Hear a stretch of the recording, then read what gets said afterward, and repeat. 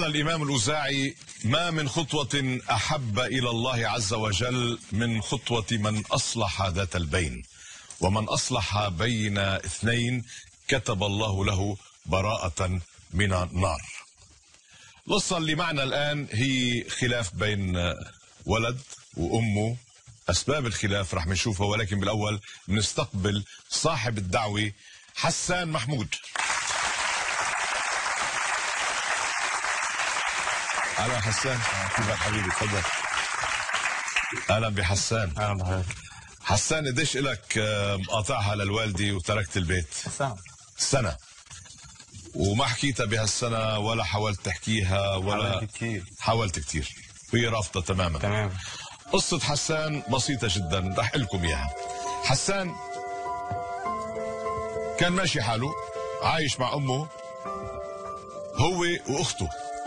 الأم والأب مطلقين، عايش مع أمه بخير وبسعادة وبتعرف على بعض الإخوان، على بعض الشباب، لعبوا له براسه بعقلاته. المهم أنه كان مؤمنا، كان ماشي على الصراط المستقيم، أمه مبسوطة منه.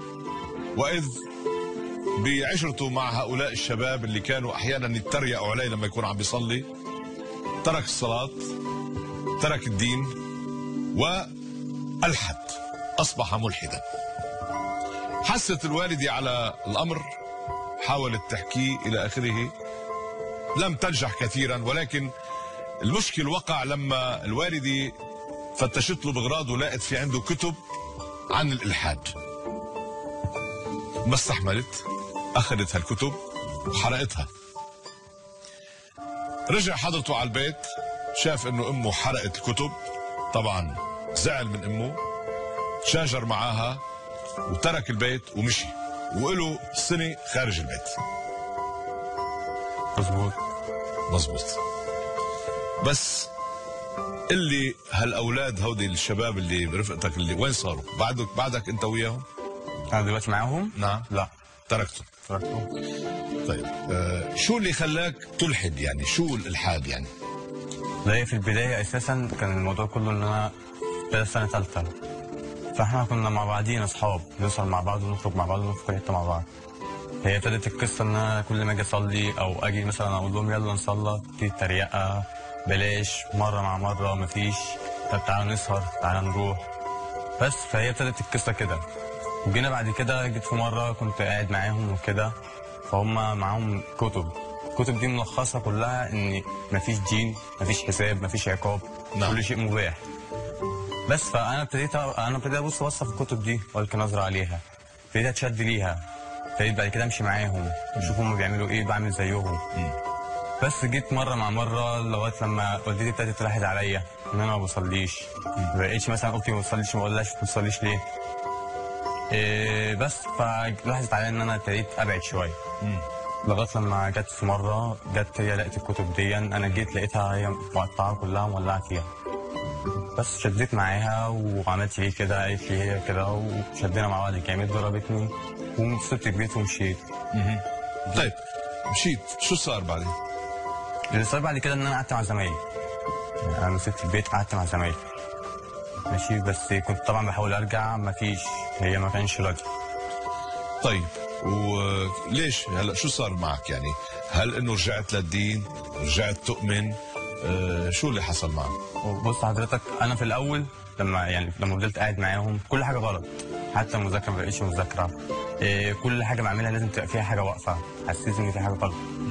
بس فجيت في مره جينا، كان ليا واحد زميلي تاني في المنطقه برضه، بس دول ناس كويسين ما لهمش دعوه، اتعرفت عليهم برضه من طريق الناس دي. ماشي. فحكيت معاه وكده وبتاع، قال لي انت المفروض تروح تقعد مع الشيخ يحكي لك الموقف، تحكي له الموقف وشوف شوف كلامه وشوف هو يقول لك ايه. رحت قابلته وحكيت له.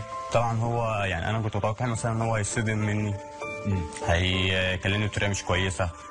لا، لقيته تقبل الموضوع وقال لي عادي، وانت بس حاول ترجع تاني، ومش لازم ترجع على طول، لا، واحده واحده. انت دلوقتي ما بتصليش؟ قلت له لا ما بصليش. قال لي يعني انت حاول مثلا تصلي دلوقتي فرض، مش مشكله في ميعاده، تيجي تصلي الفرض التاني، تيجي لغايه لما تلاقي نفسك رجعت تاني زي الاول. انا بمسافه ان انا دخلت وصليت لقيت نفسي ارتحت تاني، يعني انا ارتحت نفسيا. منو الشيخ؟ ايه؟ شو اسمه الشيخ؟ اسمه الشيخ مصطفى. الشيخ مصطفى، بدنا نحييه للشيخ مصطفى. ايه. بس فابتديت اشعر اني خلاص انا ابتديت ارتاح نفسيا تاني. وبعدين طبعا والدتي واختي فبعدهم عني اثر كتير، فكنت دايما احاول ان انا اكلمها او ان انا اصالحها او ان انا اقرب منها، ما كانت رافضه تماما. بس انت لما تركت هل دفعتها؟ هل اذيتها؟ هل مديت ايدك عليها؟ لا ما مدتش، بس هي كانت مشاجره، يعني احنا شدينا مع بعض جامد في الكلام. هي اللي مدت ايدها في الكلام يعني. في الكلام يا سيدي. يعني المهم انه يعني رجعت انت الى صوابك والى ضميرك والى قلبك والى دينك، وجاي هلا تشوف الوالده وتصالحها. نحن وجهنا الرساله، الجواب يعني الى الوالده. خلينا نشوف كيف تسلمته وكيف تلقت هذه الدعوه. اهلا جورج، مشوارنا النهارده بالقرب من اهم معالم سياحي في العالم، الهرم، عشان نسلم دعوه حضور لشاهناز زكريا.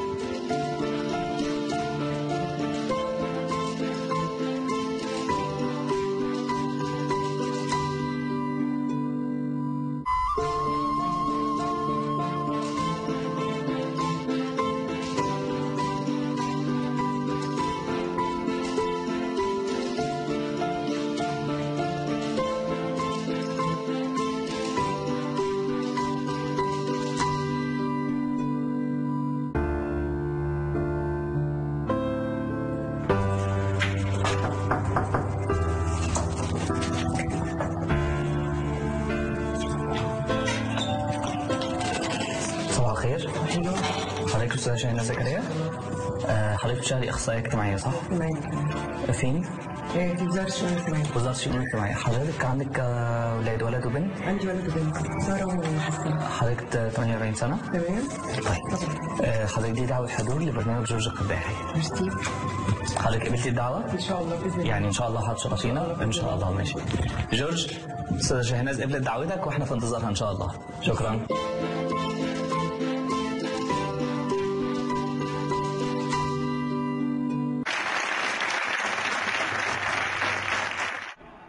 السيدة شاهناز قبلت الدعوة، صارت بالخارج ناطرة إشارة منا.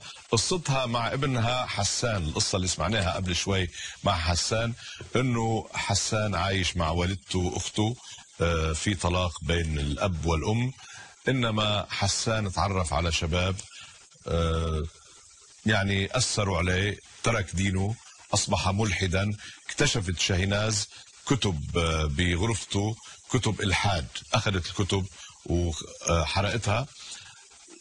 زعل، أخذ على خاطره الأخ حسان، تشاجر مع أمه، ترك البيت وصار له سنة خارج البيت. يبدو أنه اهتدى في هذه الغيبة، راح شاف شيخ، وفي شيخ كلمه الشيخ مصطفى، ورجع هلأ رجع يعتذر من أمه، يقول لها سامحيني، ويرجع على البيت. خلينا نشوف شو بدها تقول شاهناز. بدنا نادي السيدة شاهناز.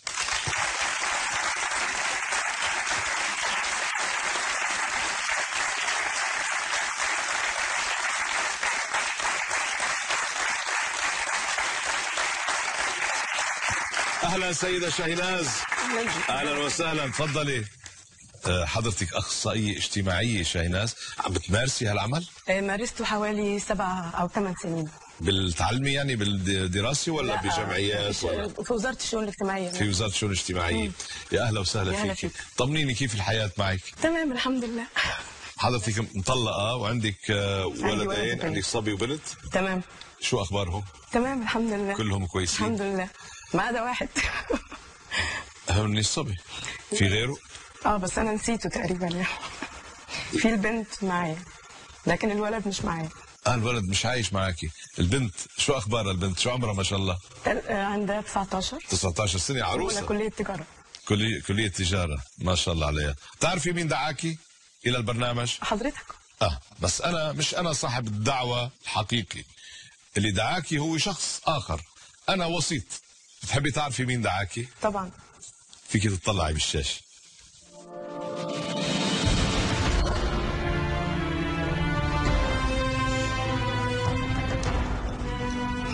ونسيته اصلا، نسيتي؟ قبضته من حياتي.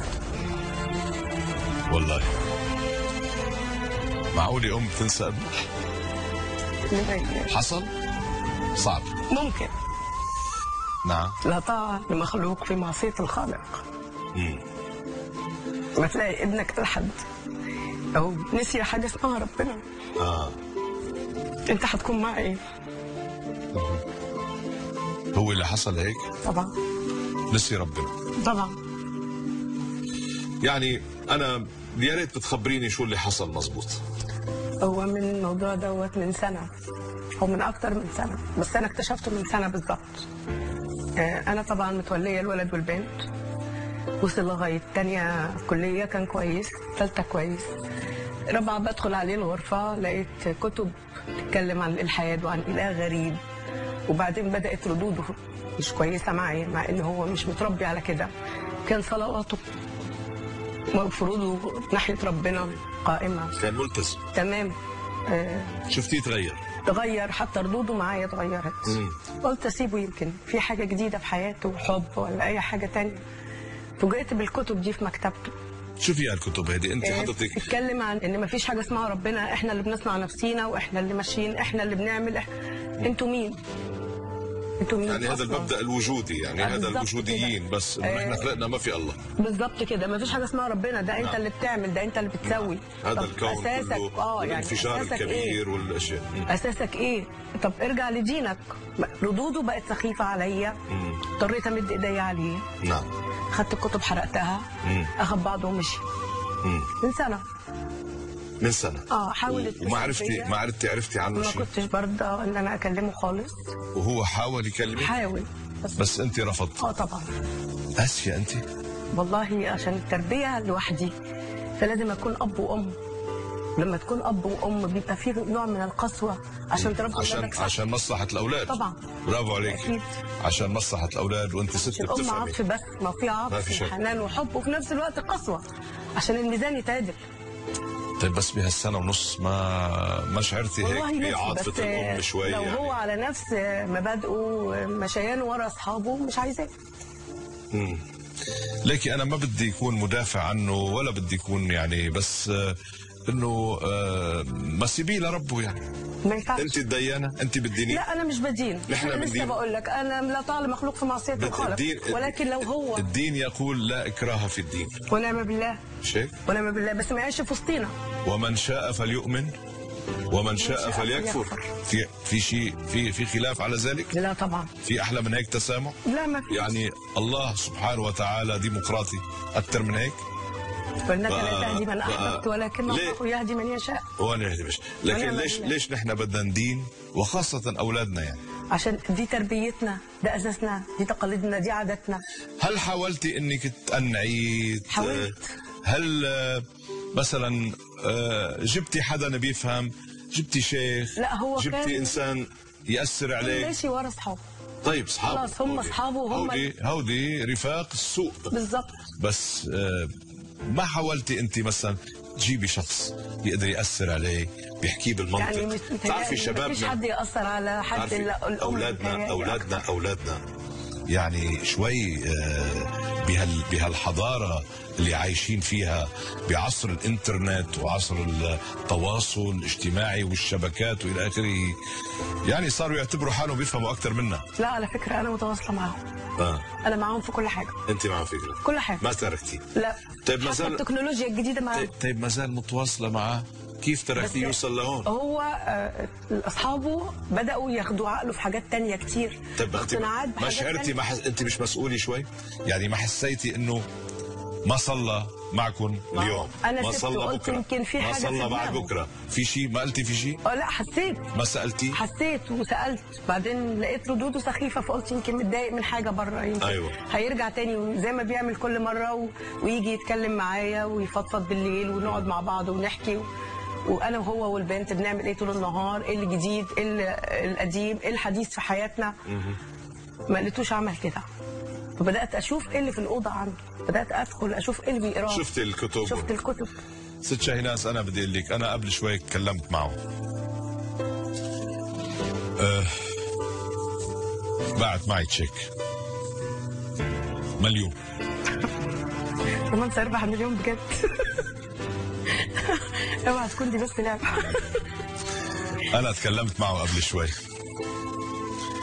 بقى، سمعت روايته وسمعت وعرفت انه اثروا عليه هودي الشباب، وعرفت انه هو عاد فاهتدى، يعني رجع بعد ما مشي بطريق الضلال وبتأثير من هالرفاق السوء اللي تكلمنا عنهم. صار عنده مشكلتين، أول مشكلة إنه اشتاق لك أنت أمه، اشتاق لأخته.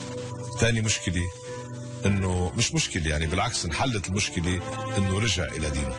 بس بعت لك رسالة، هالرسالة بيقول لك فيها، بدي أقرأ لك إياها قبل ما هو يحكي، بحب أقرأ لك إياها. بيقول لك: أمي الحبيبة الغالية شاهيناز، وحشتيني يا أمي، ووحشني منزلنا، وأعرف أنك غاضبة مني وأنك كنت خائفة علي، لكنك مع ذلك تركتيني أخرج من المنزل. ما زلت أذكر كل ما تعلمته عن الجنة التي هي تحت قدميك، ولعلك تذكرين يوم بعت هاتفي لأشتري لك هدية عيد الأم. ومع ذلك يا أمي، ومع أنني جئت هنا في الأساس لأعتذر لك، فأنا عاتب عليك، عاتب عليك يا أمي، لأنه ما كنت فيه كان يحتاج إلى حوار مع من يفهمني أو يفهمني الصح من الخطأ في ديني.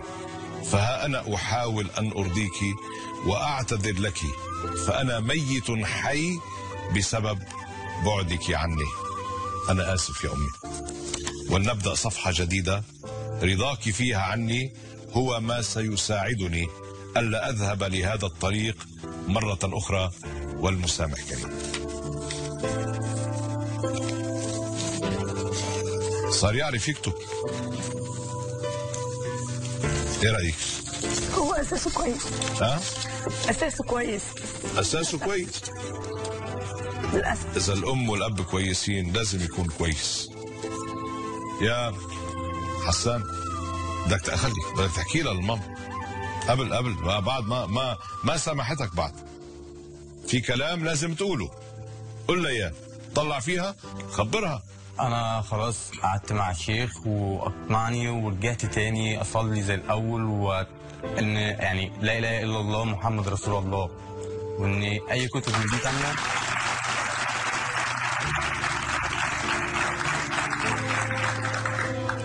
وان القصه بتاعت الكتب بالالحاد وان باصحابها كلها بالاصدقاء دي كلها انا بعدت عنها تماما، ونفسي ارجع تاني راجل البيت زي الاول. يعني انت اليوم فرحت انه الوالده حرقت لك الكتب اللي كانت عندك بالغرفه، كتب الالحاد، انت فرحان اليوم؟ فرحان اليوم.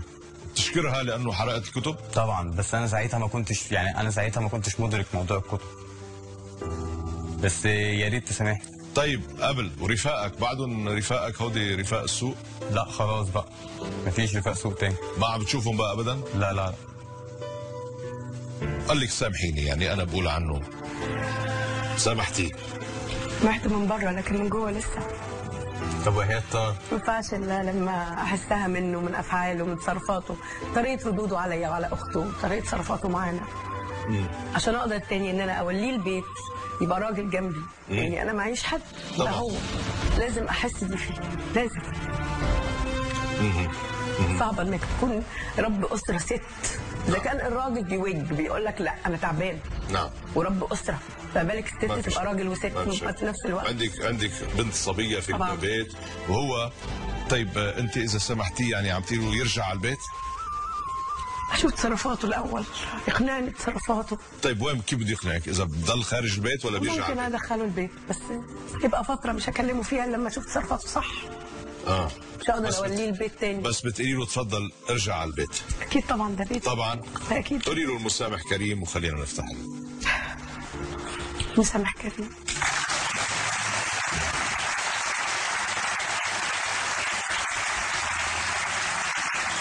أنا أشكرك على ثقتك وعلى محبتك. تفضل تفضل. قرب تعال.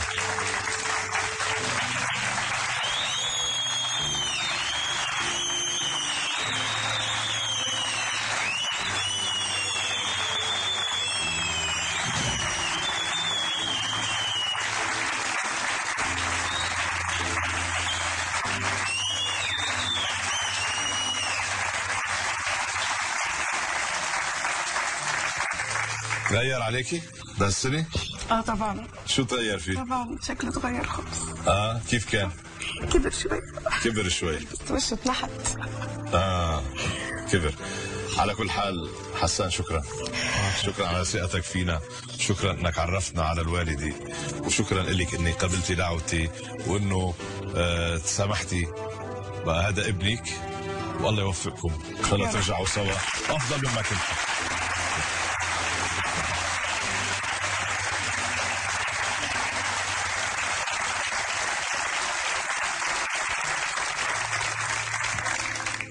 يعني كل قصة بتنتهي على خير، بتسعدني أكيد وبتسعدكم. هيدي قصة من القصص اللي بنشوفها بالحياة، قصص كثيرة، قصص تبقى عادية جدا ولكن معناها كبير، وفي قصص كبيرة بيبقى معناها فيها. نلتقي إن شاء الله بقصة جديدة مع المسامح كريم.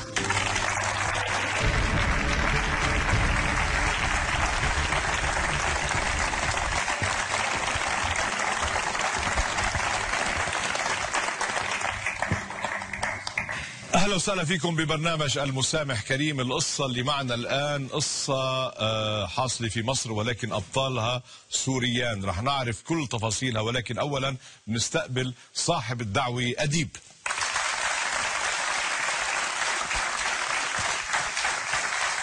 اهلا اديب، كيفك حبيبي؟ اهلا وسهلا فيك اديب، كيفك؟ الحمد لله. قديش صار لك بمصر؟ سنة ونص. سنه ونص تقريبا. انت من وين؟ من دمشق. من نفس دمشق؟ يعني ريف دمشق قريب يعني. ريف دمشق يعني 3 كيلومتر عن دمشق. وين؟ اي منطقة؟ جوبر. من جوبر. اهلا وسهلا فيك يا اديب. اهلا وسهلا. اديب عنده مشكلة مع عديله. اشتركوا سوا لما كانوا بعدهم بسوريا، اشتركوا بشراء سيارة. كانوا عم بيتاجروا بالسيارات على الخفيف، يعني بيشتروا سيارة من هون بيبيعوها، بيربحوا شوية فلوس، بيتقاسموها. هني شغلتهم بالمطاعم. أديب شيف شاطر، وعديله كمان بالمطاعم بيشتغل مثله. اجوا على مصر ولكن الخلاف سبقهم، كان الخلاف بعده من سوريا. زعل عديله لأديب منه لأنه أديب أخذ الفلوس وترك سوريا وعلى عجل اجى على مصر. إلى الآن القطيعة مستمرة، صار لها أكثر من سنة ونصف، مش هيك أديب؟ ايوه. وما حاولت تتصل فيه، ما حاولت تعتذر منه، ما حاولت ترجع له فلوس، شو صار؟ انا لما طلعت من سوريا ما انقطعت اخباره عني. دريت انه هو اجى على مصر، عرفت انه اجى على مصر. حاولت انه اتصل فيه، فكرني يعني انه اخذت المصاري والفلوس وهربت ونصبتهم عليه وهيك. حاولت مرة مرتين ثلاثة صالحه بس رفض. بس ما اجي انا مباشرة ابعث له ناس يعني، بس هو يرفض يعني. يرفض. طيب وشو وضع الزوجات؟ يعني زوجتك وزوجته ما هن اخوات؟ كمان بيتصلوا ببعض، بيحكوا مع ما بعض؟ فيش اتصالات، لانه نحن لما كنا بسوريا ما في اتصالات منطقة لمنطقة. لا ما بس في. هون ما يعني ما صار مجال. ما في الاختين ما بيحكوا مع بعض ما كمان؟ أديب ما بعرف شو بدي اقول لك، يعني كيف اطباعه عديلك؟ يعني بيزعل بسرعة كثير، يعني بضوج وبيزعل وهيك، بس بعرف قلبه طيب. قلبه طيب. يا سيدي اهلا وسهلا فيك، انا بتشكرك على ثقتك، وان شاء الله نقدر نرجع نوفق بيناتكم. من جهتي بعثت الرسالة الى عديلك، بقى خلينا نشوف سوا كيف تسلم هالرسالة واذا وافق يجي. اهلا استاذ جورج، احنا دلوقتي رايحين لعامر عشان نسلمه دعوة الحضور.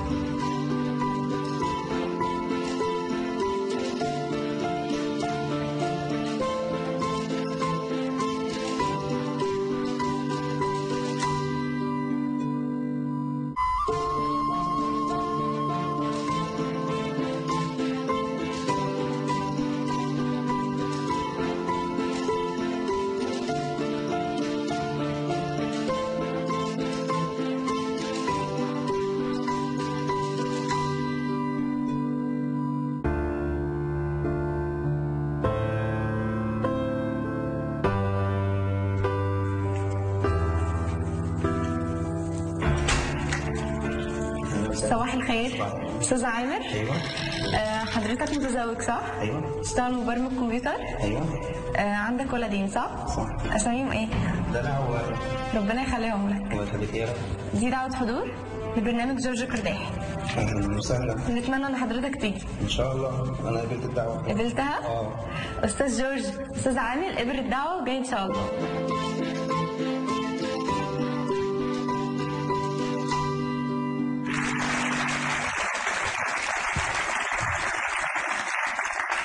عامر وافق وصار بالخارج ناطرنا. القصة انه عديله هن عدايل، هو واخينا اديب حب يدعيه لعامر الى الاستوديو لحتى يتصالح معه. الخلاف نشب قبل ما يجوا على مصر، لانه اثنين صاروا بمصر هن وعيالهم.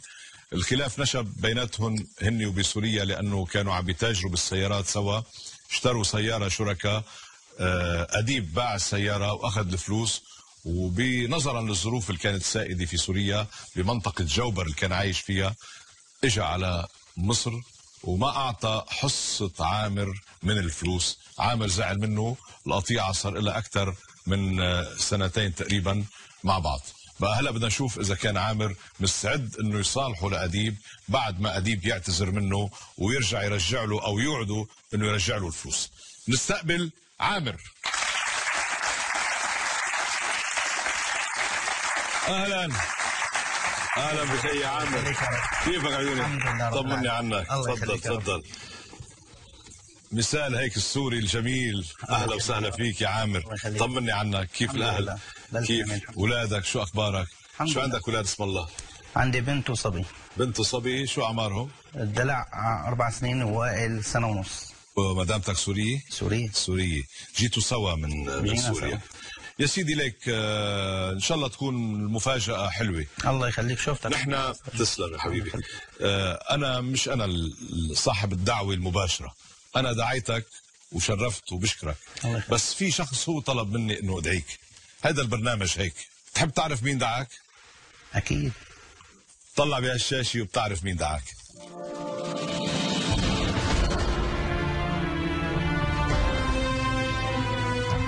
بعدك تتذكره؟ ما بيتذكر.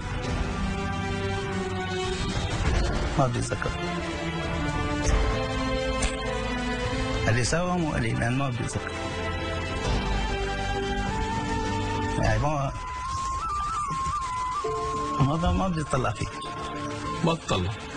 انت ليك مش مجبر، انت جاي لعندي. الله يخليك. انت ضيفي مش ضيفه. الله يخليك يا رب. هو حب انه ندعيك، انا دعيتك لعندي، انت ضيفي، ما تطلع فيه. الله يخليك. بس اذا بتطلع فيه مثل هذا شو اسمه البطل تبع باب الحاره، مش هيك؟ ما بيشبهوش بطل باب الحاره، بس بالحياه ما طلع بطل. ما طلع بطل. بعرف طلع سيء. هو عارف، هو شعر بخطأه، وهو تجرأ وتشجع واجى على هذا البرنامج، وجاي لحتى يعرب عن أسفه ويطلب السماح والغفران، لأنه بيعتبر حاله أنه أخطأ وخطأ شديد وما قادر بقى يستمر. بعت لك رسالة معي، أنا بدي أقرأ لك إياها، معلش اسمعها مني.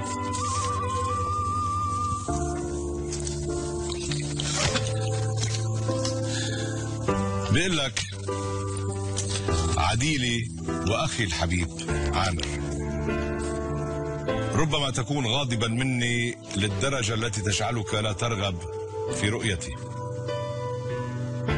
لكن الأكيد أن قلبك الطيب سيتفهم ما أقول. عزيزي عامر، كنا نعم الأصدقاء والعدايل، ولم يدخل بيننا أي خلاف حتى اشترينا السيارة، وكنت أريدها دائما جاهزة لكي تنجز لنا وقتا نحن في حاجة إليه، لكنك تعرف أنني كنت أحتاجها أكثر، ولذلك طمعت فيها، وكان هذا خطأ كبيرا مني، لكن والله لم أفعل ذلك ناويا أي ظلم أو إساءة إليك، وإلا لما جئت إلى هذا البرنامج المسامح كريم وأمام كل الناس لأعتذر منك وأطلب السماح، وأعدك أمام الجميع بإعادة حقك إليك. أخي عامر، عفى الله عما سلف، ولنعد أصدقاء وعدلاء وحبايب كما كنا، والمسامح كريم. صعب صعب صعب صعب، بعرف. قلت له أنا صعب، بس تعرف شو قال لي؟ قال لي عديلي،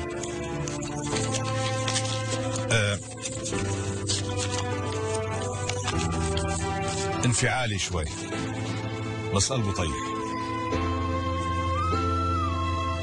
أنا شايفك هيك، أنا شايفك من الناس طيبين لقلبهم طيب. على كل حال مش رح بقنعك، انتبه. المسألة تأختصر لك إياها بهيك بلحظة، مسألة ما بتستاهل. انتو بظروف معروفة، ظروف سوريا، ظروف حرب. هو شرح لي ليش باع السيارة وكيف انه اخذ الفلوس وجاب عائلته واسرع بالمجيء الى مصر، لانه منطقة جوبر اللي كان فيها منطقة تحت القصف، مش قادر يسلم على حدا، ما قادر يودع حتى اهله. مظبوط. طيب بس اجا وعم بيحاول من وقت ما اجا عرفك انك جيت لهون، عم بيحاول يبحث عنك لحتى يقول لك بدنا نرجع وهو فلوسك، بس انت مقطوع اخبارك منه. ما اللي صار بجوبر هو بيعرفه. لما باع السياره قلت له اعطيني المصاري، انا كمان بدي اسافر، وانا ساكن بجوبر برضه مع بنفس المنطقه. بنفس المنطقه؟ نفس المنطقه. قال لي ساكن بغير منطقه. لا البيت الوالد انا بجوبر. انا راح بيتك؟ بيتي اول عند اسواق الخير، اول عين ترمى. ايه بيتي. قال لي انت ساكن هونيك. بيتي راح من اول وسكنت عند الوالد. كنت ساكن بجوبر. ايه. ولما باع السياره على اساس يعطيني المصاري ونحن نسافر، يعني كل واحد مكان مو مشكله. اتصل ما عاد رد. ليش ما عاد رديت؟ خليه يحكي. أديب ليش ما عاد رديت؟ لانه انا طلعت على منطقه من براد جوبر لحتى اعمل جوازات السفر. طلعت براد جوبر على منطقه اسمها البساتين، هي بالعدوي. طيب. بساتين العدوي. معك تليفون؟ المنطقه اللي سكن فيها اسمها ليش ما عاد رديت على تليفونه؟ ما معك تليفون؟ بلا بس ما في مجال اوصل له انا. ايه ما هو يعني عم بيتصل فيك وضع الطرقات ما في مجال اوصل له. هو سكن مدف الشوك، كمان طلع من جبر سكن مدف الشوك، وانا طلعت من جبر سكنت بمنطقه بساتين العدوي. بما جهزنا جوازات سفر ورانا وطلعنا.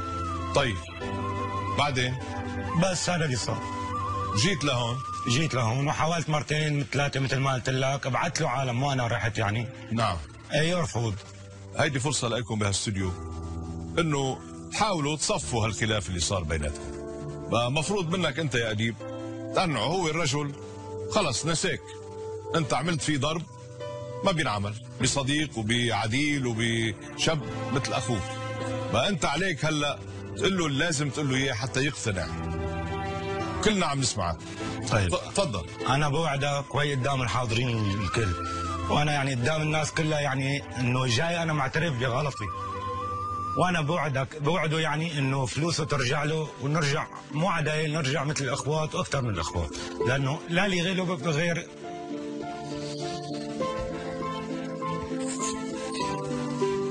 ما لي غيره ولا له غيري بالغربة. بس الان بتحبوا بعضكم كنتوا؟ بحبوا انا. عامر هسا قال بده يرجع لي المصاري، انا كنت محتاجه ما اعطاني اياها. طيب بس في حدا ما بيخطئ؟ مليون. في حدا ما بيغلط؟ مليون ليره. طيب مليون ليره. ما انا كنت طالع جوازات وكنت طالع. طيب هلا اني طلعت ومرقت الامور وصار الشيء وراكم وهالقصص صارت وراكم، والحمد لله انكم عايشين وطيبين وعايشين هون بمصر وعم تشتغلوا. رجع اجى الزلمه امام الملايين يحكي هالكلام، بقى انت ما بتقدر هالشيء؟ صعب كثير استاجر. لما كنت عم بتصل فيه وانا بحاجه مصاري وهو بيعرف، ولا حتى حط مبلغ مثلا انه انا اخذت مبلغ خذ اللي زاد، ولا رد علي، ولا حاولت انه كذا واحد يحكي معه يقول له خلاص انا بشوفه وما يرضى. الله بيعلم بقى شلون انا طالعت باسبورات الي ومرتي واولادي وجينا. انا كنت باشد الحاجه اني اخذ مصاري واجي. ليش ما رديت عليه؟ سامع انت الكلام؟ سامع. طيب رد عليه. اول سبب انه ما فيني اوصل للمنطقه اللي هو فيها. يعني حق السياره انا يعني ثمنها مثلا جبعتها بنص قيمه مشان بس انه احسن طالع ومشي اموري. وصلت على مصر انا كمان والمصاري اللي طلعت فيها وقت وصلت على مصر اول شهرين كانت خاصه. اشتغل 20 ساعه اول 3 اشهر 4 اشهر بمصر، شو ما كان اشتغل ما في داعي احكي شو اشتغل لحتى بس امن اجار بيتي واكل اولادي. وانا الحمد لله اشتغلت بمطعم وبمجال شغلي مرتبي كويس يعني ومنيح، وبوعدك مثل ما قلت لك بوعده يعني انه رجع له كل قرش اخذته منه ونرجع مثل اخوات واكثر. انتوا بغربه عامر، الله يخليك. انتوا بغربه، هيدي غربه، واثنينكم عانيتوا مثل ما كل الشعب السوري عم بيعاني. بقى بدك تفكر شوي. تجرأ واجا على هالاستوديو امام الملايين حتى يخبر حكايته وقصته، يبحث عنك. نحن دعيناك لانه هو كان عم يبحث عنك، مش قادر يشوفك. بدك تقدر هالشي. والخلاف ما بيحرس، يعني مثل ما بنقول نحن بسوريا وبلبنان القتيل مش بالارض. في اشياء اعظم من هيك حصلت بسوريا، صح ولا لا؟ صح. طيب بتضحي بعشرة عمر يعني كرمال ثمن سيارة صارت تسوى ملاليم هلا؟ شو رأيك؟ صعب، أكيد صعب، بس وين المقدرة إنه رغم الصعوبة تقدر تضبط أعصابك وعواطفك وغضبك وزعلك وتقول أنا كبرت على هذه المشكلة، أنا أكبر منها، واتسامح. قادر. هو معرفة الرجال يعني مثل ما بيقولوا ما بتتمن، صح؟ انه معرفة الرجال ما بتتمن. طيب بس كمان يعني ما تاخذني الكلمة، يعني مرته بتكون اخت مرتي، اخذ مرته وراح، ومرتي صفيت مصفينا بالشارع مثل ما بيقولوا. ابدا وضع تعيس ما بتزبط. طيب هي مرتك ما بدها تصالحه؟ الخلاف بيني وبينه. مرتك ما لها علاقة. شو بتقول لك مرتك؟ ما شو ما حكيت. ما بتتدخل؟ ما بقدر. يعني هي ما بتحن على اختها مثلا؟ ما بدها تشوف اختها؟ لو حاولت تشوف اختها انا ما في. صعب. يعني ولا فكرت اني اسال عنه وين بمصر او شوف او. اكيد انجرحت منه، اكيد.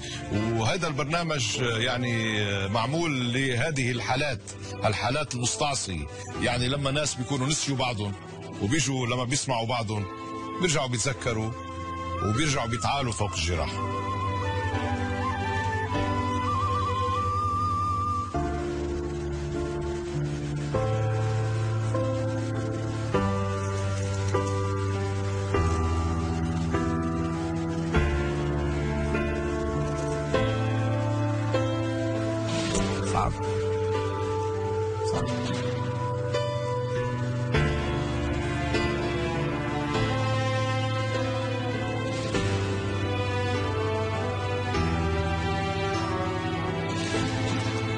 قل له بدك تقول له شيء، بدك تقول له عم تطلع فيه، بدك تقول له شيء، قل له جرحك مزبوط، قل له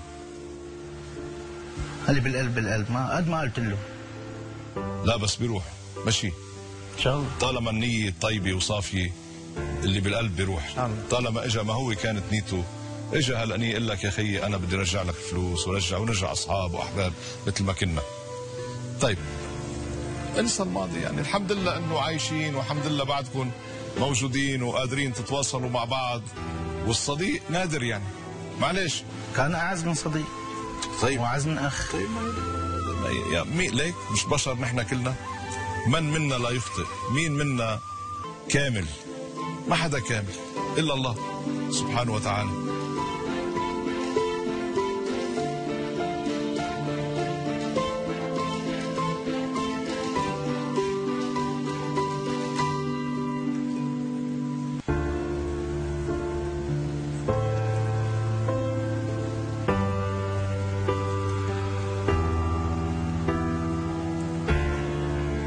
اتمنى الله يسامحه. وانت سامحته؟ سامحته.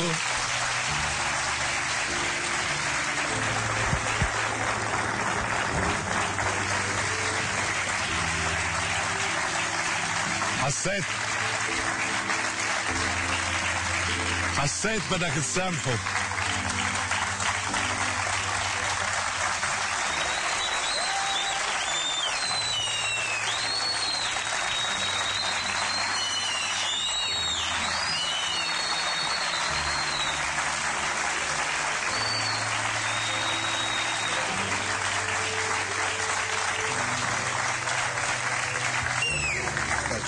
لما اطلعت فيه أول مرة وثاني مرة وثالث مرة ورابع مرة قلت خلص بدي سامحه. الله يخليك. إن شاء الله بترجع العلاقة مثل ما كنتوا. إن شاء الله يا رب. إيه؟ إن شاء الله بترجعوا لبعض. شو هالفرحة الكبيرة هلا؟ الأخوات هلا راح والعيال مع بعضهم. إن شاء الله. وخليكم مع بعض دائما. إن شاء الله يا رب. والغربة بتجمع. إيه؟ الله يوفقكم. يلا. ما يحرمك. الله معك. تفضلوا.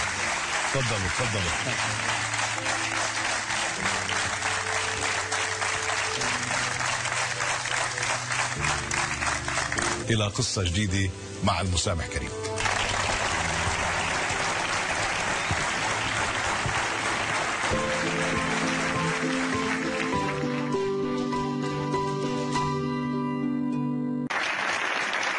بيحكي بالمنطق. يعني تعرفي شبابنا مفيش حد يأثر على حد الا الام.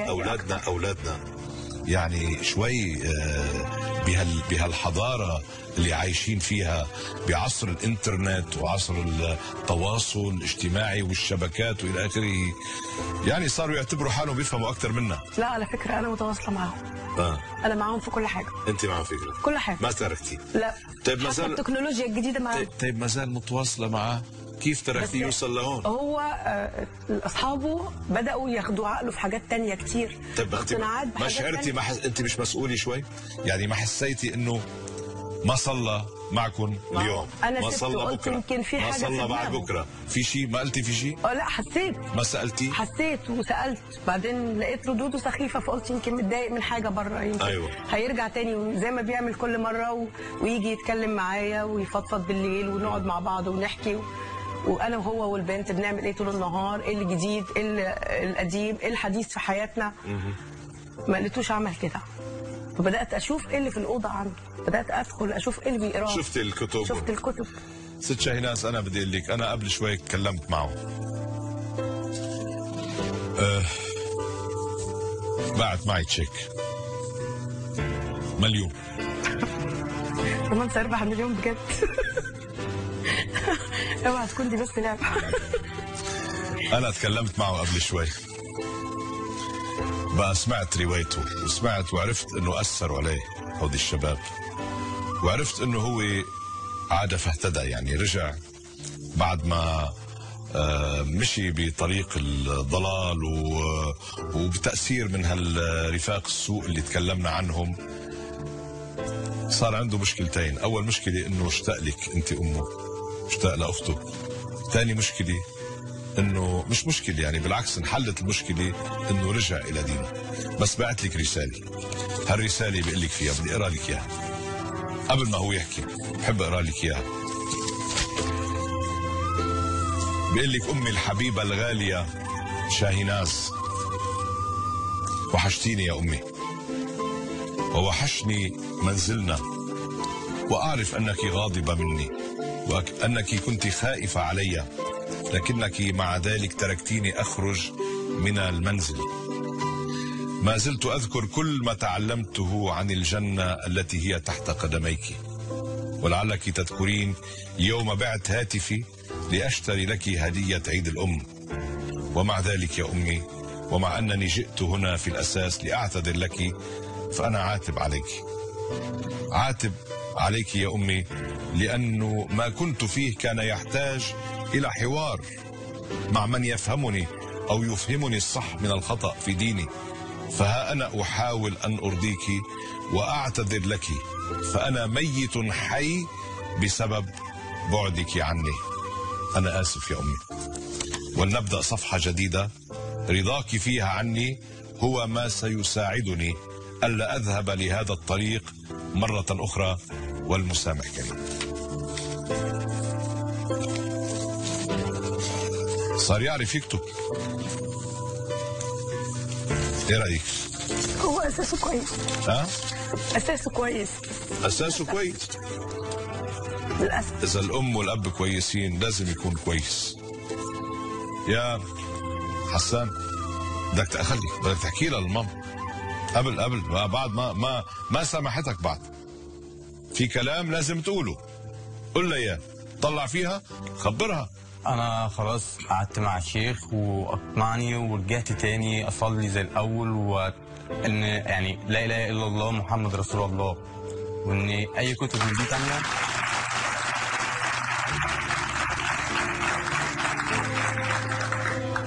وان القصه بتاعت الكتب بالالحاد وان باصحابها كلها بالاصدقاء دي كلها انا بعدت عنها تماما، ونفسي ارجع تاني راجل البيت زي الاول. يعني انت اليوم فرحت انه الوالده حرقت لك الكتب اللي كانت عندك بالغرفه، كتب الالحاد، انت فرحان اليوم؟ فرحان اليوم. تشكرها لانه حرقت الكتب؟ طبعا، بس انا ساعتها ما كنتش مدرك موضوع الكتب. بس يا ريت تسامحني. طيب قبل ورفاقك بعدهم رفاقك هودي رفاق السوق؟ لا خلاص بقى مفيش رفاق سوق تاني. ما عم بتشوفهم بقى ابدا؟ لا. قال لك سامحيني، يعني انا بقول عنه سامحتيه. سمعت من بره لكن من جوه لسه. طب وهي الطار؟ ما ينفعش الا لما احسها منه، من افعاله، من تصرفاته، طريقه ردوده عليا وعلى اخته، طريقه تصرفاته معانا. عشان اقدر تاني ان انا اوليه البيت يبقى راجل جنبي. يعني انا معيش حد، ده هو لازم احس بيه فيه، لازم. صعبه انك تكون رب اسره ست. اذا كان الراجل بيقول لك لا انا تعبان، نعم، ورب اسره، فبالك الست تبقى راجل وست في نفس الوقت. عندك بنت صبيه في البيت وهو. طيب انت اذا سمحتي يعني عم تقولي يرجع على البيت؟ اشوف تصرفاته الاول، يقنعني بتصرفاته. طيب وين كيف بده يقنعك؟ اذا بضل خارج البيت ولا بيرجع؟ ممكن ادخله البيت بس يبقى فتره مش هكلمه فيها لما اشوف تصرفاته صح. مش هقدر اوليه البيت تاني. بس بتقولي له تفضل ارجع على البيت. اكيد طبعا، ده بيت طبعا. اكيد. قولي له المسامح كريم وخلينا نفتح له. مسامح كريم.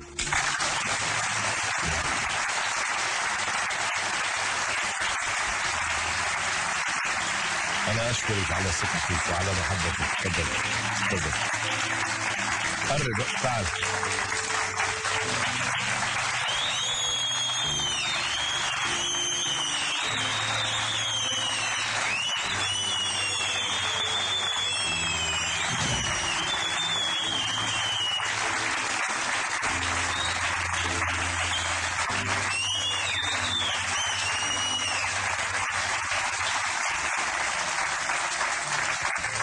تغير عليكي؟ ده السنة؟ طبعا. شو تغير فيه؟ طبعا شكله تغير خالص. كيف كان؟ كبر شوي. وشه اتنحت. كبر. على كل حال حسان شكرا.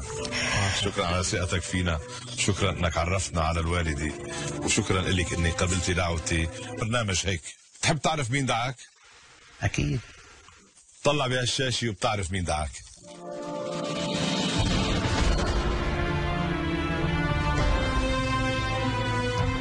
بعدك تتذكره؟ ما بيتذكر.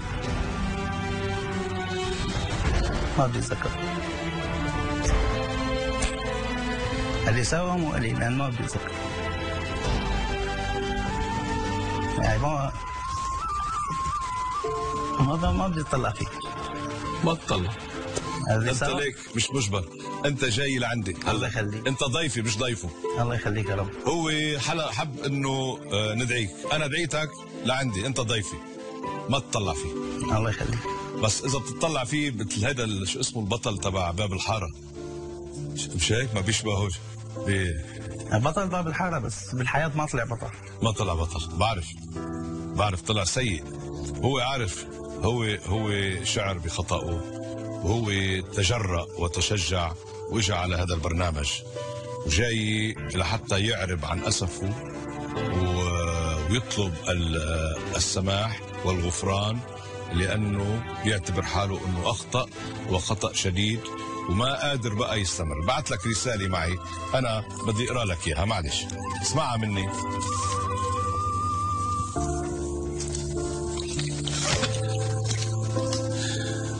بيقول لك: عديلي وأخي الحبيب عامر،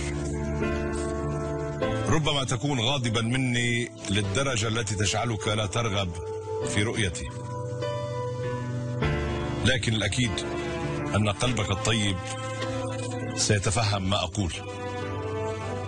عزيزي عامر، كنا نعم الأصدقاء والعدايل ولم يدخل بيننا أي خلاف حتى اشترينا السيارة، وكنت أريدها دائما جاهزة لكي تنجز لنا وقتا نحن في حاجة إليه، لكنك تعرف أنني كنت أحتاجها أكثر، ولذلك طمعت فيها، وكان هذا خطأ كبيرا مني، لكن والله لم أفعل ذلك ناويا أي ظلم أو إساءة إليك، وإلا لما جئت إلى هذا البرنامج المسامح كريم وأمام كل الناس لأعتذر منك وأطلب السماح، وأعدك أمام الجميع بإعادة حقك إليك. أخي عامر، عفى الله عما سلف، ولنعد أصدقاء وعدلاء وحبايب كما كنا، والمسامح كريم. صعب صعب صعب صعب، بعرف. قلت له أنا صعب، بس تعرف شو قال لي؟ قال لي عديلي،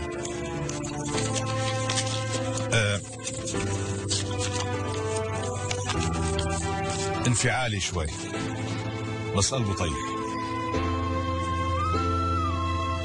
أنا شايفك هيك، أنا شايفك من الناس طيبين لقلبهم طيب. على كل حال مش رح بقنعك، انتبه، المسألة تأختصر لك إياها بهيك بلحظة، مسألة ما بتستاهل. انتوا بظروف معروفة، ظروف سوريا، ظروف حرب. هو شرح لي ليش باع السيارة وكيف انه اخذ الفلوس وجاب عائلته واسرع بالمجيء الى مصر، لانه منطقة جوبر اللي كان فيها منطقة تحت القصف، مش قادر يسلم على حدا، ما قادر يودع حتى اهله. مظبوط. طيب بس اجا وعم بيحاول من وقت ما اجا عرفك انك جيت لهون، عم بيحاول يبحث عنك لحتى يقول لك بدنا نرجع وهو فلوسك، بس انت مقطوع اخبارك منه. ما اللي صار بجوبر هو بيعرفه. لما باع السيارة قلت له اعطيني المصاري، انا كمان بدي اسافر، وانا ساكن بجوبر برضه مع نفس المنطقة. بنفس المنطقة؟ نفس المنطقة. قال لي ساكن بغير منطقة. لا البيت الوالد انا بجوبر، انا راح. بيتك؟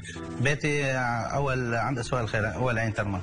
ايه بيتي. قال لي انت ساكن هونيك. بيتي راح من اول وسكنت عند الوالد. كنت ساكن بجوبر. ايه. ولما باع السيارة على اساس يعطيني المصاري ونحن نسافر، يعني كل واحد مكان مو مشكلة.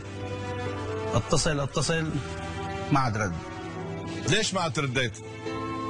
خليه يحكي. أديب ليش ما عاد رديت؟ لأنه أنا طلعت على منطقة من برات جوبر لحتى أعمل جوازات السفر. طلعت برات جوبر على منطقة اسمها البساتين، هي بالعدوي. طيب. بساتين العدوي. هو المنطقة اللي سكن فيها اسمها. ليش ما عاد رديت على تليفونه؟ ما معك تليفون؟ بلا، بس ما في مجال اوصل له انا. ايه ما هو يعني عم بيتصل فيك وضع الطرقات ما في مجال اوصل له. هو سكن مدف الشوك، كمان طلع من جوبر سكن مدف الشوك، وانا طلعت من جوبر سكنت بمنطقة بساتين العدوي. بما جهزنا جوازات سفر ورانا وطلعنا. طيب بعدين؟ بس هذا اللي صار. جيت لهون وحاولت مرتين ثلاثة مثل ما قلت لك، بعت له عالم وانا رحت يعني. نعم. يرفض. هيدي فرصة لكم بهالاستوديو انه تحاولوا تصفوا هالخلاف اللي صار بيناتكم. مفروض منك انت يا اديب تقنعه، هو الرجل خلص نسيك، انت عملت فيه ضرب ما بينعمل بصديق وبعديل وبشاب مثل اخوك، فانت عليك هلا تقول له لازم تقول له اياه حتى يقتنع. كلنا عم نسمعك. طيب تفضل. انا بوعدك وهي قدام الحاضرين الكل، وانا يعني قدام الناس كلها، يعني انه جاي انا معترف بغلطي. وانا بوعده يعني انه فلوسه ترجع له ونرجع مو عدايل، نرجع مثل الاخوات واكثر من الاخوات، لانه لا لي غيره بغير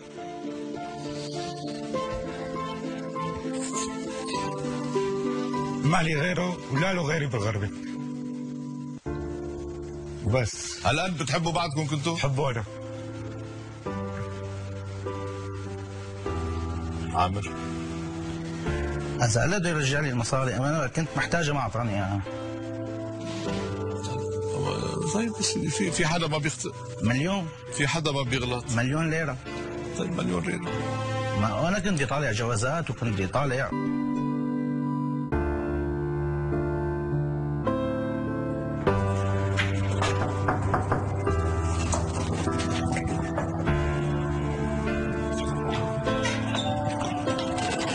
صباح الخير. حضرتك أستاذة شاهيناز زكريا؟ حضرتك بتشتغلي أخصائية اجتماعية صح؟ تمام. فين؟ في وزارة الشؤون الاجتماعية. وزارة الشؤون الاجتماعية. حضرتك عندك ولد وبنت؟ عندي ولد وبنت، سارة وحسين. حضرتك 48 سنة؟ تمام. طيب حضرتك دي دعوة حضور لبرنامج جورج القباحي. ميرسي. حضرتك قبلتي الدعوة؟ إن شاء الله بإذن الله. يعني إن شاء الله هتشرفينا؟ إن شاء الله. ماشي. جورج، أستاذة شاهيناز قبلت دعوتك وإحنا في انتظارها إن شاء الله. شكرا.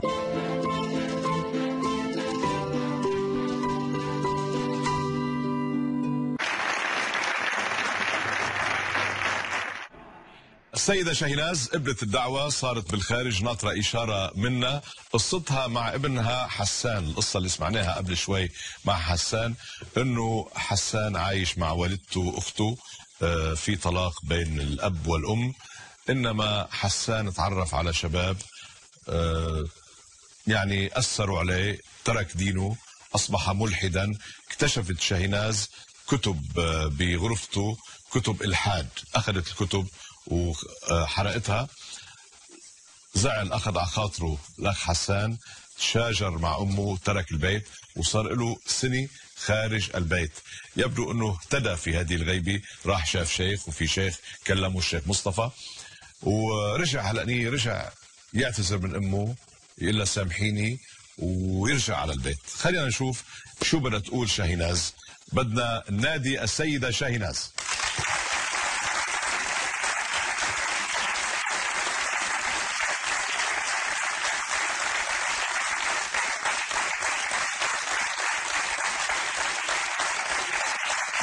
اهلا سيدة شاهيناز.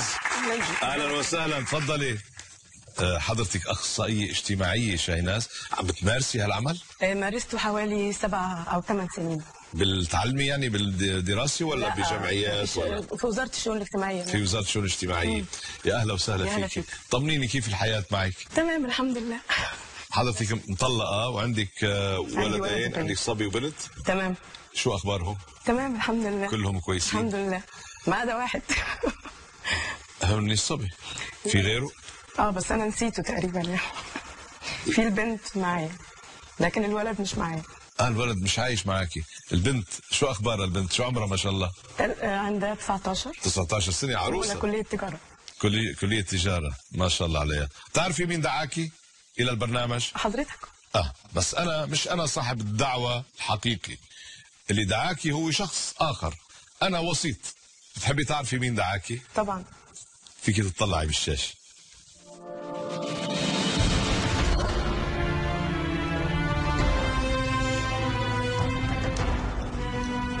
أنا نسيته أصلا.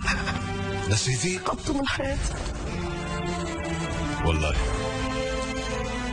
معقولة أم تنسى ابنها؟ حصل؟ صعب. ممكن. نعم. لا طاعة لمخلوق في معصية الخالق.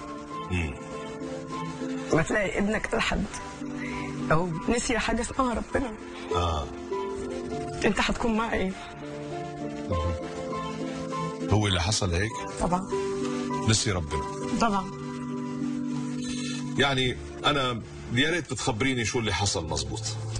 هو من الموضوع دوت من سنة أو من أكتر من سنة، بس أنا اكتشفته من سنة بالظبط. أنا طبعا متولية الولد والبنت، وصل لغاية تانية كلية كان كويس، ثالثة كويس، رابعة بدخل عليه الغرفة لقيت كتب تتكلم عن الإلحاد وعن إله غريب، وبعدين بدأت ردوده مش كويسه معي، مع ان هو مش متربي على كده. كان صلواته وفروضه ناحيه ربنا قائمه كان ملتزم تمام. شفتيه تغير؟ تغير، حتى ردوده معايا اتغيرت. قلت اسيبه، يمكن في حاجه جديده في حياته، حب ولا اي حاجه تانية. فوجئت بالكتب دي في مكتبته. شو فيها الكتب هذه انت حضرتك؟ بتتكلم عن ان ما فيش حاجه اسمها ربنا، احنا اللي بنصنع نفسينا واحنا اللي ماشيين، احنا اللي بنعمل. انتوا مين؟ انتوا مين؟ يعني هذا المبدا الوجودي، يعني هذا الوجوديين كده. بس انه احنا خلقنا ما في الله. بالظبط كده، ما فيش حاجه اسمها ربنا، ده انت اللي بتعمل، ده انت اللي بتسوي. هذا الكون اساسك كله يعني الانفجار الكبير إيه؟ والاشياء. اساسك ايه؟ طب ارجع لدينك. ردوده بقت سخيفه عليا، اضطريت امد ايدي عليه. نعم. خدت الكتب حرقتها، اخذ بعضه ومشي. من سنه حاولت. وما عرفتي عنه شيء؟ ما كنتش برضى ان انا اكلمه خالص. وهو حاول يكلمك؟ حاول بس انت رفضت؟ طبعا. قاسيه انت؟ والله عشان التربيه لوحدي فلازم اكون اب وام. لما تكون اب وام بيبقى في نوع من القسوه عشان تربي اولادك صح. عشان مصلحه الاولاد. طبعا. برافو عليك. أكيد. عشان مصلحه الاولاد، وانت ست بتفهمي. الام عطف بس، ما في عطف وحنان وحب، وفي نفس الوقت قسوه عشان الميزان يتعدل. طيب بس بهالسنه ونص ما شعرتي هيك بعاطفه الام شوي؟ لو يعني هو على نفس مبادئه مشيان ورا اصحابه مش عايزاه.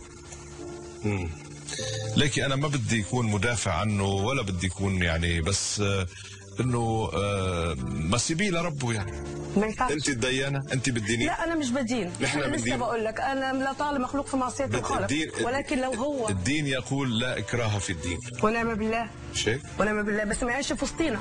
ومن شاء فليؤمن ومن شاء فليكفر.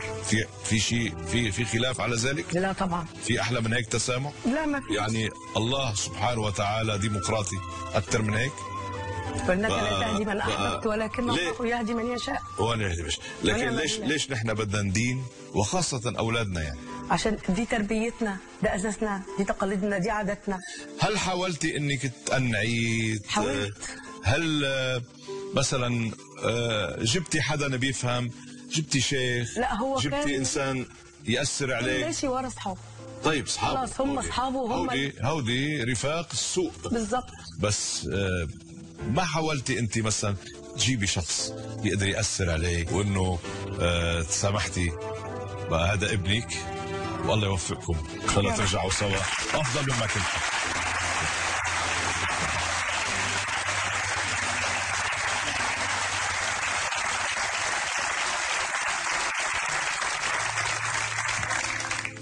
يعني كل قصة بتنتهي على خير، بتسعدني أكيد وبتسعدكم.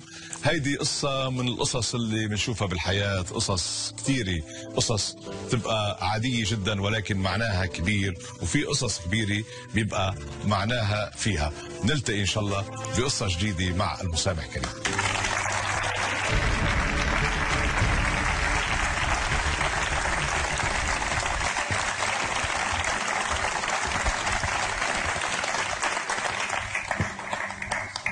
اهلا وسهلا فيكم ببرنامج المسامح كريم. القصه اللي معنا الان قصه حاصله في مصر ولكن ابطالها سوريان، رح نعرف كل تفاصيلها، ولكن اولا نستقبل صاحب الدعوه أديب.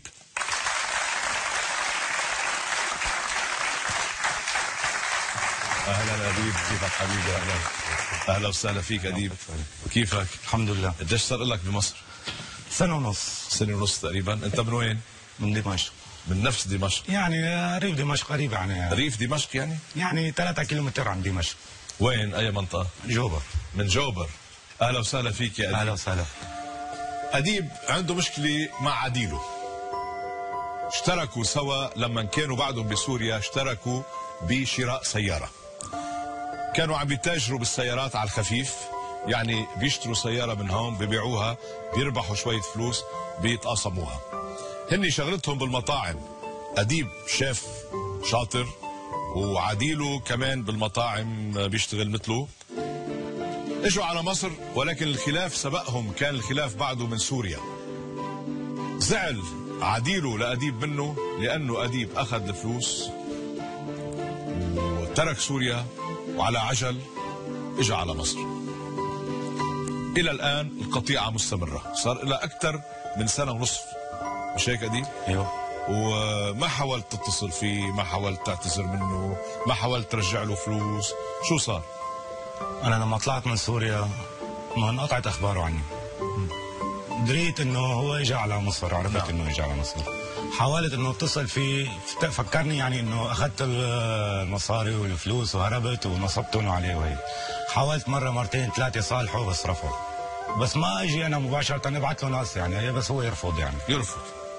طيب وشو وضع الزوجات؟ يعني زوجتك وزوجته معن اخوات كمان بيتصلوا يعني ببعض، بيحكوا مع بعض؟ ما فيش اتصالات، لانه نحن لما كنا بسوريا ما في اتصالات منطقه لمنطقه. لا بس هون ما يعني ما صار مجال. ما في الاختين ما بيحكوا مع بعض كمان؟ اها. اديب، ما بعرف شو بدي اقول لك، يعني كيف اطباعه عديلك؟ يعني بيزعل بسرعه كثير، يعني بدوج وبيزعل وهيك، بس بعرف قلبه طيب. قلبه طيب. يا سيدي اهلا وسهلا فيك، انا بتشكرك على ثقتك، وان شاء الله نقدر نرجع نوفق بيناتكم. من جهتي بعثت الرساله الى عديلك، بقى خلينا نشوف سوا كيف تسلم هالرساله، واذا وافق يجي. اهلا استاذ جورج، احنا دلوقتي رايحين لعامر عشان نسلمه دعوه الحضور.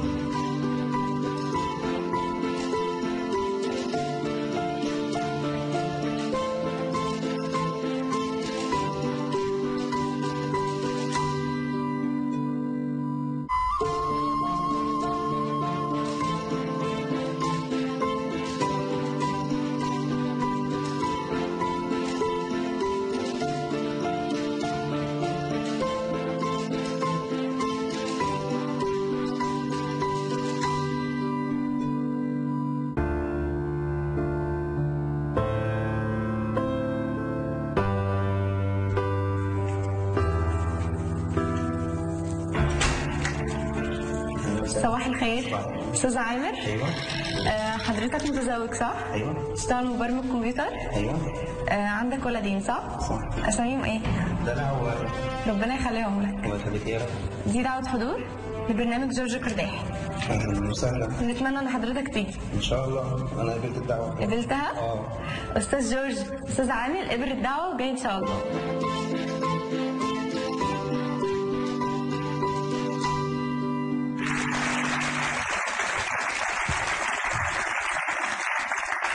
عامر وافق وصار بالخارج ناطرنا. القصة انه عديله هن عدايل، هو واخينا اديب حب يدعيه لعامر الى الاستوديو لحتى يتصالح معه. الخلاف نشب قبل ما يجوا على مصر، لانه اثنين صاروا بمصر هن وعيالهم. الخلاف نشب بيناتهم هن وبسوريا، لانه كانوا عم يتاجروا بالسيارات سوا، اشتروا سيارة شركاء. اديب باع السيارة واخذ الفلوس، وبنظرا للظروف اللي كانت سائده في سوريا بمنطقه جوبر اللي كان عايش فيها، اجى على مصر وما اعطى حصه عامر من الفلوس. عامر زعل منه، القطيعه صار لها اكثر من سنتين تقريبا مع بعض. بقى هلا بدنا نشوف اذا كان عامر مستعد انه يصالحه لاديب بعد ما اديب يعتذر منه ويرجع يرجع له، او يوعده انه يرجع له الفلوس. نستقبل عامر. اهلا بك يا عامر، كيفك عيوني؟ طمني عنك. تفضل. مثال هيك السوري الجميل. اهلا وسهلا فيك يا عامر، طمني عنك، كيف الاهل؟ كيف اولادك؟ شو اخبارك؟ شو عندك اولاد اسم الله؟ عندي بنت وصبي. بنت وصبي، شو اعمارهم؟ الدلع 4 سنين ووائل 1.5 سنة. ومدامتك سورية؟ سورية. جيتوا سوا من سوريا. يا سيدي ليك ان شاء الله تكون المفاجأة حلوة. الله يخليك. شفتك نحن. تسلم يا حبيبي. انا مش انا صاحب الدعوة المباشرة، انا دعيتك وشرفت وبشكرك، بس في شخص هو طلب مني انه ادعيك. هذا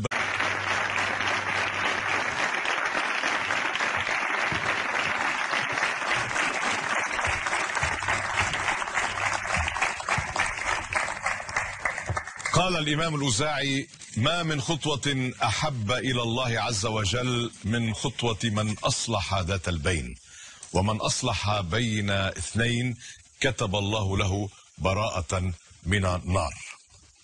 القصة اللي معنا الآن هي خلاف بين ولد وأمه. أسباب الخلاف رح نشوفها، ولكن بالأول نستقبل صاحب الدعوة حسان محمود. أهلا حسان، كيفك حبيبي؟ تفضل. أهلا بحسان. اهلا بحضرتك. حسان، قديش إلك مقاطعها للوالدة وتركت البيت؟ سنة. وما حكيتها بهالسنة ولا حاولت تحكيها ولا؟ حاولت كتير. حاولت كتير. هي رافضة تماما. تمام. قصة حسان بسيطة جدا، رح لكم إياها. حسان كان ماشي حاله، عايش مع أمه هو وأخته. الأم والأب مطلقين، عايش مع أمه بخير وبسعادة تعرف على بعض الإخوان، على بعض الشباب، لعبوا له براسه بعقلاته. المهم أنه كان مؤمنا، كان ماشي على الصراط المستقيم، أمه مبسوطة منه. وإذ بعشرته مع هؤلاء الشباب اللي كانوا أحيانا يتريقوا عليه لما يكون عم بيصلي، ترك الصلاة، ترك الدين، وألحد، أصبح ملحدا. حست الوالدة على الأمر، حاولت تحكيه إلى آخره، لم تنجح كثيرا. ولكن المشكل وقع لما الوالدة فتشت له بغراضه، لقت في عنده كتب عن الإلحاد. ما استحملت، أخذت هالكتب وحرقتها. رجع حضرته على البيت، شاف انه امه حرقت الكتب، طبعا زعل من امه، شاجر معاها وترك البيت ومشي، وله سنة خارج البيت. مظبوط. بس اللي هالاولاد هودي الشباب اللي برفقتك اللي وين صاروا؟ بعدك انت وياهم؟ انا دلوقتي معاهم؟ نعم. لا، تركتهم. طيب شو اللي خلاك تلحد؟ يعني شو الالحاد يعني؟ لا، في البدايه اساسا كان الموضوع كله ان انا في سنه ثالثه، فاحنا كنا مع بعضينا اصحاب، نسهر مع بعض ونخرج مع بعض ونخرج كل حته مع بعض.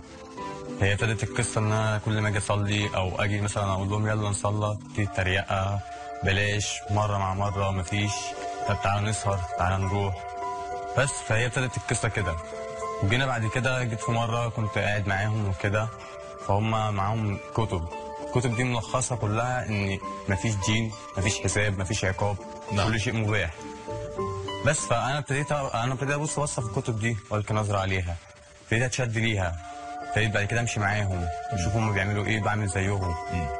بس جيت مره مع مره لغايه لما والدتي ابتدت تلاحظ عليا ان انا ما بصليش. ما بقيتش مثلا اختي ما بتصليش، ما اقولهاش ما بتصليش ليه. بس فلاحظت عليا ان انا ابتديت ابعد شويه. لغايه لما جت في مره، هي لقيت الكتب دي، انا جيت لقيتها هي مقطعه كلها مولعه فيها. بس شديت معاها وعملت ليه كده، قالت لي هي كده، وشدينا مع بعض جامد، ضربتني وسبت البيت ومشيت. طيب مشيت، شو صار بعدين؟ اللي صار بعد كده ان انا قعدت مع زمايلي. انا سبت البيت، قعدت مع زمايلي ماشي، بس كنت طبعا بحاول ارجع، مفيش، هي ما كانش راضيه. طيب وليش هلا شو صار معك يعني؟ هل انه رجعت للدين؟ رجعت تؤمن؟ شو اللي حصل معك؟ بص حضرتك، انا في الاول لما فضلت قاعد معاهم كل حاجه غلط، حتى المذاكره ما بقتش مذاكره. كل حاجه بعملها لازم تبقى فيها حاجه واقفه، حسيت ان في حاجه غلط. بس فجيت في مره، جينا كان ليا واحد زميلي تاني في المنطقه برضه، بس دول ناس كويسين ما لهمش دعوه، اتعرفت عليهم برضه من طريق الناس دي. ماشي، فحكيت معاه وكده وبتاع، قال لي انت المفروض تروح تقعد مع الشيخ يحكي لك الموقف، تحكي له الموقف وشوف شوف كلامه وشوف هو يقول لك ايه. رحت قابلته وحكيت له. طبعا هو يعني انا كنت متوقع مثلا ان هو هيصدم مني، هيكلمني بطريقه مش كويسه. لا، لقيته تقبل الموضوع وقال لي عادي، وانت بس حاول ترجع تاني، ومش لازم ترجع على طول، لا، واحده واحده. انت دلوقتي ما بتصليش؟ قلت له لا ما بصليش. قال لي يعني انت حاول مثلا تصلي دلوقتي فرض، مش مشكله في ميعاده، تبتدي تصلي الفرض التاني، لغايه لما تلاقي نفسك رجعت تاني زي الاول. انا بمسافه ان انا دخلت وصليت لقيت نفسي ارتحت تاني، يعني انا ارتحت نفسيا. مين الشيخ؟ ايه؟ شو اسمه الشيخ؟ اسمه الشيخ مصطفى. الشيخ مصطفى، بدنا نحييه للشيخ مصطفى. بس فابتديت اشعر ان خلاص انا ابتديت ارتاح نفسيا تاني. وبعدين طبعا والدتي واختي فبعدهم عني اثر كتير، فكنت دايما احاول ان انا اكلمها او ان انا اصالحها او ان انا اقرب منها، ما كانت رافضه تماما. بس انت لما تركت هل دفعتها، هل اذيتها، هل مديت ايدك عليها؟ لا ما مدتش، بس هي كانت مشاجره، يعني احنا شدينا مع بعض جامد في الكلام. هي اللي مدت ايدها في الكلام يعني. في الكلام يا سيدي. يعني المهم انه يعني رجعت انت الى صوابك والى ضميرك والى قلبك والى دينك، وجاي هلا تشوف الوالده وتصالحها. نحن وجهنا الرساله، الجواب يعني الى الوالده. خلينا نشوف كيف تسلمته وكيف تلقت هذه الدعوه. اهلا جورج، مشوارنا النهارده بالقرب من اهم معالم سياحي في العالم، الهرم، عشان نسلم دعوه حضور لشاهناز زكريا.